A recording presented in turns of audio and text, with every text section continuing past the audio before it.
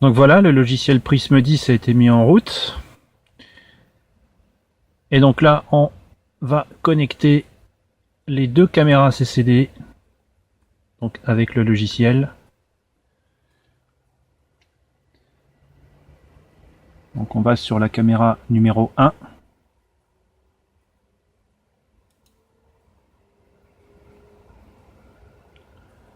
Donc le panneau de commande apparaît.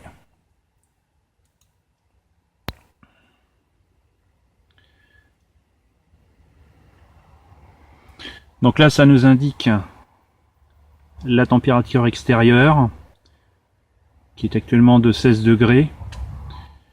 Et ça, c'est la température du capteur dans sa chambre qui est de 11,73 degrés. Donc ici, ça permet de mettre en route la descente en température du capteur CCD principal. Puisque un capteur CCD en imagerie astro a plutôt du mal à fonctionner en température ambiante, donc on est obligé de le refroidir pour éviter certains désagréments.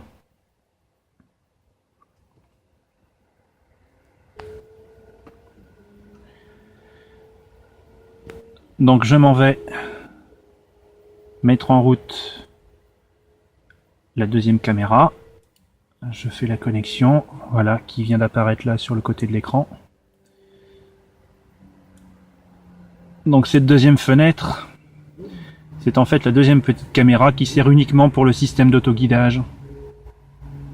Donc il n'y a pas de système de refroidissement, c'est juste un petit ventilateur qui est à l'intérieur de la caméra qui permet d'expulser l'air chaud du capteur et de le garder une température suffisante pour un bon fonctionnement.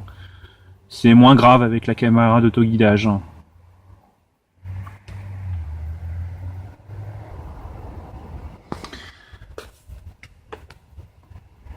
Donc là, sur le panneau en question qui vient de s'afficher sur l'écran, sous le logiciel Prisme, ce panneau permet en fait de descendre la température du capteur par palier. Ça permet d'éviter des chocs thermiques au capteur numérique. Donc là en fait, il y a différents paliers. J'ai déterminé une température de capteur, donc qui sera de l'ordre de moins 20 degrés Celsius. Et donc l'opération devrait durer à peu près 48 minutes.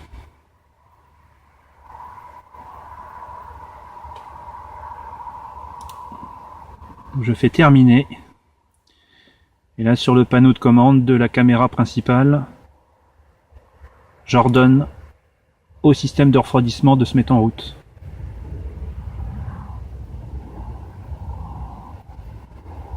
Donc voilà, pendant 48 minutes, la température du capteur CCD va descendre jusqu'à moins 20 degrés Celsius. Donc pendant ce temps-là, on fignole le matériel, on fait la mise en station. Donc ça permet de combler le trou pendant ce temps-là.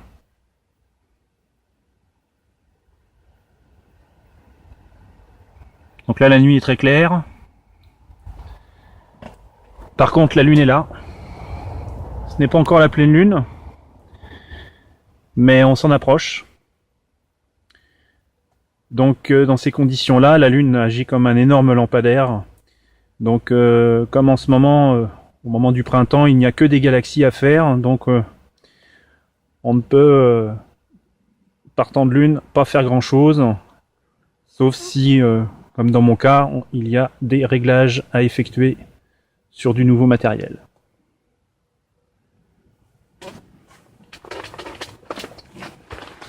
Donc l'installation continue à se mettre en température. Donc la résistance chauffante qui est là, qui est toujours en route. La résistance chauffante qui est pilotée par un petit ordinateur de chez Kendrick qui fabrique les résistances chauffantes. Donc en fait on programme une température pour la résistance. Donc on fait ça en fonction de la température extérieure, s'il fait plus ou moins humide ou plus ou moins froid. Et une fois que la température sur le boîtier a été programmé, eh bien le boîtier ensuite agit comme un régulateur pour maintenir la résistance chauffante à une température donnée, de façon à ce qu'il n'y ait pas de variation.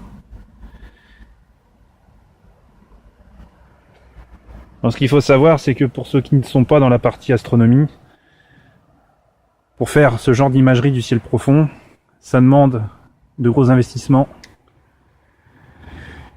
pas mal de matériel aussi, et beaucoup de patience également, puisque maintenant l'électronique et l'informatique sont devenus une partie intégrante de l'imagerie numérique en astronomie.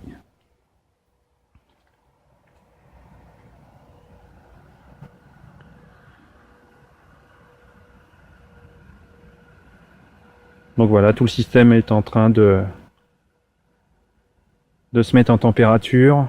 Le capteur descend en température. Là, on en est à... Il est à 8,9 degrés.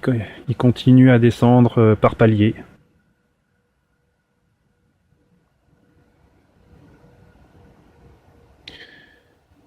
Donc la nuit, il va être calme, pas de vent, mais certainement humide et pas chaude.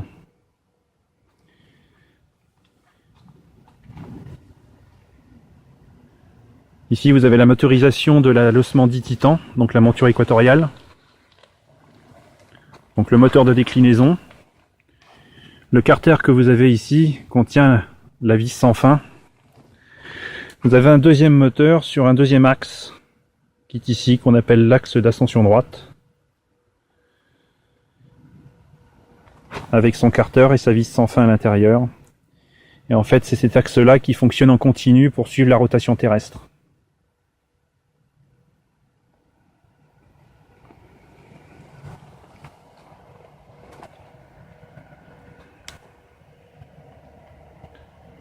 Donc voilà, encore une longue nuit de tests et de réglages. Mais on approche du but.